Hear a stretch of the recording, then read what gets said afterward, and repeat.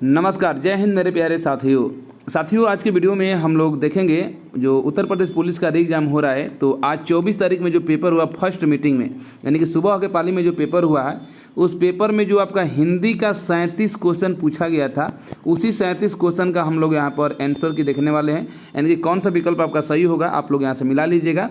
99% मान के चलिए कि आपका जो आंसर बताने वाले हैं वो आपका सही होगा। ठीक है, तो आइए बिना विलंब किए देख लेते हैं आज का पेपर। तो ये रहा आपके सामने क्वेश्चन। देखिए, हो सकता है कि क्वेश्चन आपके पेपर में आगे पीछे दे सकता है। ठीक है, तो आप लोग अपना मिला लीजिएगा, हम क्वेश्चन पढ़ते जाएंगे।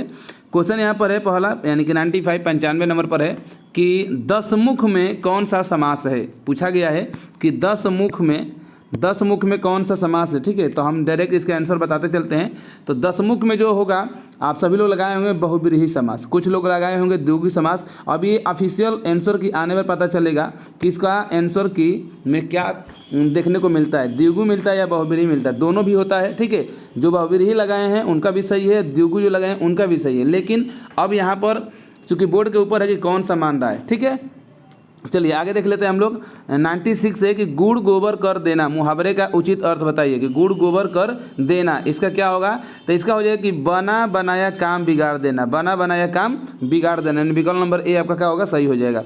अगला क्वेश्चन है 97 की आम के आम गुठलियों के दाम, इसका अर्थ क्या होगा। आम के आम गुठलियों के दाम इसका क्या होगा, तो बताएंगे कि दोहरा लाभ होना। क्या, दोहरा लाभ होना। विकल्प नंबर डी सही हो जाएगा। अगला क्वेश्चन है कि उत्थान का विलोम शब्द क्या है। उत्थान का विलोम शब्द क्या होगा, तो उत्थान का सभी लोग जानते हैं कि पतन होता है। क्या होता है, पतन होता है। 99 है कि चलना फिरना दौड़ना कैसी क्रिया है, तो ये सब अकर्मक क्रिया है। कैसी है, अकर्मक क्रिया है। ओके, चलिए अगला क्वेश्चन देख लेते हैं। अब यहाँ से 100 से लेकर 104 तक आपका एक गद्यांश दिया गया है और वहीं से क्वेश्चन पूछा गया है। 100 से लेकर 4 तक 104 तक, तो आप लोग गद्यांश पढ़ लीजिएगा, हम इसका आंसर बता देते हैं। 100 नंबर क्वेश्चन पूछेगा कि अपव्यय का क्या अर्थ होता है। अपव्यय का पूछा गया कि क्या अर्थ होता है, तो इसका हो जाएगा अपव्यय के कौन सा हो जाएगा, तो बताएंगे फिजूल खर्च। यहाँ पर चूंकि ये यहाँ पर देखिए आया हुआ है कि समय और शक्ति का अपव्यय नहीं करते तो आज का उनका स्थान कहाँ होता था। तो पूछा गया कि अपव्यय का क्या अर्थ होता है, तो फिजूल खर्च हो जाएगा। ओके, विकल्प नंबर भी सही हो जाएगा। 101 देख लेते हैं। 101 में पूछा गया गद्यांश का उपयुक्त शीर्षक क्या होगा, तो इसका आंसर कौन सा हो जाएगा, तो बताएंगे कि सी हो जाएगा, यानी कि ईर्ष्या। क्या, ईर्ष्या आपका ये गद्यांश का मेन शीर्षक है। ईर्ष्या का काम क्या है, पूछा गया 102 में कि ईर्ष्या का काम क्या है, तो पहला ही विकल्प दिया गया है जलाना। ऊपर भी दिया गया है कि ईर्ष्या का काम क्या है, जलाना। ओके, अगला है कि गद्यांश में ईर्ष्यालु व्यक्ति की क्या की गई है, ईर्ष्यालु व्यक्ति की पूछा गया है। तो 103 का कौन सा हो जाएगा, सी हो जाएगा कि खिल्ली उड़ाई गई है। क्या, खिल्ली उड़ाई गई है। ओके, 104 पूछा गया कि गद्यांश में प्रयुक्त ध्येय का क्या अर्थ है। ध्येय का क्या अर्थ है 104 का, तो इसका क्या हो जाएगा, लक्ष्य। ध्येय मतलब क्या होता है, लक्ष्य होता है, टारगेट। ओके, अगला है 105 क्वेश्चन देख लेते हैं। 105 नंबर है कि करण कारक किस वाक्य में है। करण कारक पूछा गया कि किस वाक्य में है। यहाँ पर 4 विकल्प दिया गया, उसमें से कोई न कोई एक ऐसा है जिसमें करण कारक है, तो किस में होगा, तो इसमें पहला ही हो जाएगा कि वह कलम से लिखता है। इसी में आपका करण कारक है। क्यों, क्योंकि करण का कारक की जो विभक्ति होती है से होता है। ओके, तो विकल्प नंबर पहला सही हो जाएगा। 106 है कि ओटना और औटना का अर्थ है। जो हमने प्रैक्टिस सेट कराया था तो उसमें सेम यही क्वेश्चन आया था कि ओटना और औटना का क्या अर्थ होता है, तो इसका विकल्प नंबर डी हो जाएगा, बिनौले अलग करना और खौलाना। ये आपका विकल्प नंबर डी आपका सही हो जाएगा। ओके, 107 है कि निम्नलिखित में से अव्यय पूछा जा रहा है कि अव्यय कौन सा है। विकल्प है कि श्याम, दक्षिण भारत और आह, तो इसमें 107 का कौन सा हो जाएगा, डी हो जाएगा। आह जो है आपका, ये आपका अव्यय है। ओके, चलिए नेक्स्ट क्वेश्चन देख लेते हैं। 108 क्या है, तो 108 में पूछा गया कि आंसू काव्य के रचनाकार कौन है, तो आप लोग सभी लोग जानते हैं कि जयशंकर प्रसाद जी हैं। कौन, जयशंकर प्रसाद जी। 108 का डी हो जाएगा। 109 है कि पीताम्बर में कौन सा समास है। पीताम्बर में कौन सा समास है 109 का, तो यहाँ पर पीताम्बर में बहुब्रीहि समास हो जाएगा। ठीक है, कौन सा, बहुब्रीहि समास हो जाएगा। इसका भी चाहे तो बोर्ड कर्मधारय भी दे सकता है, लेकिन बहुब्रीहि समास सही है। कर्मधारय भी देगा, हो सकता है कि दोनों में से कोई दे दे। ओके, चलिए 110 नंबर देख लेते हैं कि निम्नलिखित में प्रश्नवाचक, यहाँ पर दिया गया है एक विराम चिन्ह कौन सा होगा, तो जो आपका इस तरीके से दिया गया है कि प्रश्नवाचक चिन्ह है। कौन सा है, प्रश्नवाचक चिन्ह है। अगला उत्पत्ति के आधार पर शब्दों के 4 भेद किए गए हैं, निम्नलिखित में कौन सा भेद गलत है। तो उत्पत्ति के आधार पर ऐसे तो 4 न 5 भेद किए गए हैं, ठीक है, लेकिन हमें पूछा जाएगा कि 4 भेद में से कौन सा इसमें गलत है। तो तद्भव, विदेशी, तत्सम है, यौगिक आपका नहीं है। तो विकल्प नंबर डी आपका क्या हो जाएगा, सही हो जाएगा। 111 का डी। 112 है कि तुमड़ी के शब्द के लिए साहित्य अकादमी पुरस्कार किस रचनाकार को दिया गया था। तो किसको दिया गया था 112 का, तो दिया गया था बद्री नारायण को। किसको, बद्री नारायण को। ओके। 113 नंबर एक, निम्नलिखित शब्दों में से एक का अर्थ स्त्री है। तो अंगना, अंगना का अर्थ क्या होता है, स्त्री भी होता है। चलिए 114 नंबर देख लेते हैं। क्वेश्चन नंबर 114 पूछा गया है कि निम्नलिखित में से वाक्य के शुद्ध रूप का चयन करना कि कौन सा आपका शुद्ध रूप है। तो यहाँ पर दिया गया शुद्ध रूप का चयन करना, तो इसमें पिछले सोमवार को स्कूल बंद था। विकल्प नंबर बी आपका सही हो जाएगा कि पिछले सोमवार को स्कूल बंद था। ओके। क्वेश्चन नंबर 115 है कि निम्नलिखित वाक्यों में कौन सा वाक्य शुद्ध है। तो इसमें विकल्प नंबर बी सही हो जाएगा कि भाषा के मानकीकरण के लिए व्याकरण जरूरी है। यही आपका क्या हो जाएगा, सही हो जाएगा, विकल्प नंबर बी।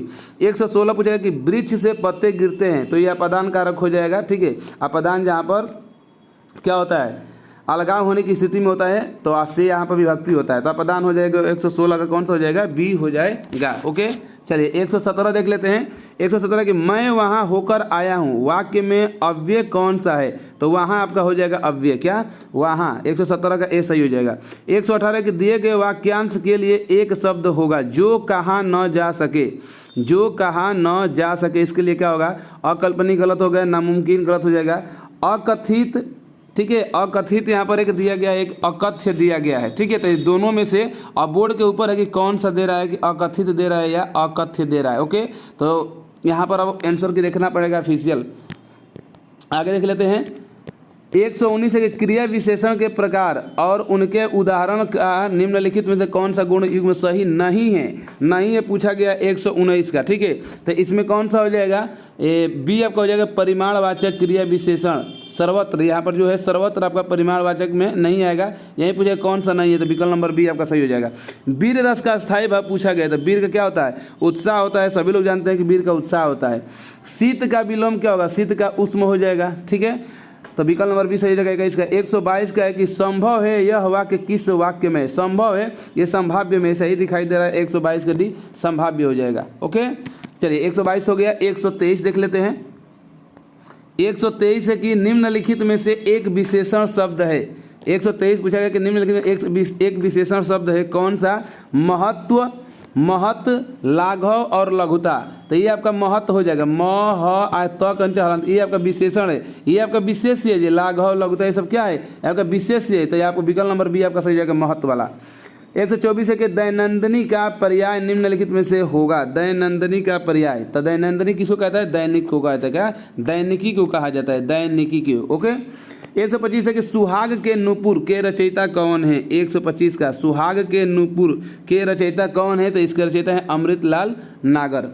126 है कि श्रुति सम शब्द युग्म की भिन्न अर्थ वाली सही जोड़े को पहचानिए। तो यहाँ पर कुल और कुल कई बार आप लोग पढ़ चुके होंगे, ये आपका सही हो जाएगा। ओके। श्रृंगार रस का स्थायी भाव क्या होता है, तो श्रृंगार रस का प्रेम या रति भी होता है। रति भी दिया होता है तो सही होता है, प्रेम या रति होता है। विकल्प नंबर सी सही है। 128 है कि महान शब्द का स्त्रीलिंग क्या होगा, था महान का महती होता है। क्या होता है, महती होता है। यहाँ पर विकल्प नंबर सी आपका क्या हो जाएगा, सही हो जाएगा। क्वेश्चन नंबर 129 है कि 2013 में मिलजुल मन उपन्यास के लिए साहित्य अकादमी पुरस्कार किसे दिया गया था। 129 का, तो मिलजुल मन उपन्यास के लिए दिया गया था किसको, मृदुला गर्ग को ही दिया गया था। किसको, मृदुला गर्ग को ही दिया गया था। ओके। चलिए 130 देख लेते हैं। 130 है कि निम्नलिखित में कौन सा वर्ण महाप्राण है। महाप्राण यानी कि पहला, तीसरा, पांचवा नहीं, अल्प प्राण, महाप्राण, दूसरा, चौथा, प्रत्येक वर्ग का दूसरा, चौथा। तो देख लीजिए कौन सा होगा 130 का, तो प, फ, ब, भ। यहाँ पर बी आपका सही हो जाएगा, यानी कि भ आपका क्या है, महाप्राण का उदाहरण है। 130 का बी हो जाएगा। 131 देख लेते हैं। 131 है कि निम्नलिखित में कौन सा शब्द तत्सम है। तत्सम पूछा गया, तो आग ये आपका तद्भव है, आंख ये भी आपका तद्भव है। तत्सम शब्द क्या है, अग्र है। तो ये आपका हो जाएगा विकल्प नंबर सी आपका सही। ठीक है। तो इस तरीके से हम लोग जितना भी हिंदी का क्वेश्चन दिया गया था, लगभग सभी क्वेश्चन का आंसर हम लोग देख लिए हैं और आशा करते हैं कि आप लोग मिला भी लिए हैं। जिन लोग का पेपर होगा आप लोग मिला लीजिए और कमेंट कर कर आपको बताना है कमेंट में कि आपका कितना क्वेश्चन सही हुआ है। केवल हिंदी का आप बताइए, अगर ओवरऑल बता देते हैं तो और अच्छी बात है, लेकिन हिंदी का जरूर बताइएगा कि आप 37 क्वेश्चन में कितना क्वेश्चन आपका सही हुआ है। और बाकी जिनका नहीं हुआ है पेपर, आगे आने वाला समय में है, यानी कि कल पेपर है या 30-31 तारीख में, तो आप लोग देख लीजिएगा कहाँ से पूछा जा रहा है। साहित्य एक बार जरूर देख लीजिएगा, रचयिता विचयिता देख लीजिएगा जैसे पूछा जा रहा है, ठीक है। और पुरस्कार वाला एक बार आप लोग देख लीजिएगा वीडियो। बाकी अब ज़्यादा टेंशन नहीं लेना है, पेपर बहुत ही अच्छा आ रहा है। आप लोग को रिवीजन करते रहिए, प्रैक्टिस करते रहिए, पेपर सबका भी अच्छा होगा, ठीक है।